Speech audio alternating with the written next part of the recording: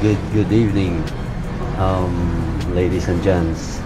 Ang susunod na natin na i-feature ngayon na machine dito na pwede nyong maaari nyong gamitin dito sa gym, na available dito sa Tristan Kitson Gym. Itong shoulder press machine na to. Tingnan nyo naman kung gaano ka thick yung ano niya, yung upholstery niya. Makapal siya. Very sturdy siya. At sa mga ginamit na bakal, talagang malalaki siya. So, itong shoulder press machine na to, ang mainly na target nito is deltoids. Kung gusto niyo ng malaki na deltoids, ito gamitin niyo. Primarily, deltoids ang tinitira nito. Secondary, natitira rin nito yung tricep natin.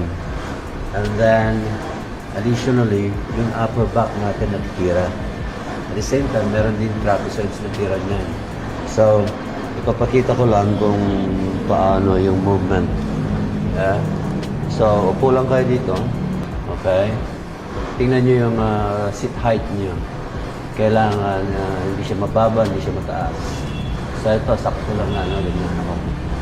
So, lagyan nyo ng desired weights. Kung ano yung, as a beginners, subukan nyo muna to kasi na walang weights. Kasi ito, itself, mabigat na to. Yeah? So, sa mga, ganito lang ang movement dito. Then, okay? Again, yung position ng elbow mo, ganun. Hindi naka-sideways. Ipasok niya yung elbow dito. Angle 45 degrees at least ganito. So, yan. Pagbababa, inhale. Pagtataas, exhale. Combine niyo yung breathing exercise niyo dito. Right? Ito lang. So, again, itong machine na to targets deltoids. Kung gusto niyo lalaki yung deltoids niyo. Yeah? So, again, available to dito sa Tristan Kitson Gym, shoulder press machine. And please subscribe, follow, and like our videos for more videos like this.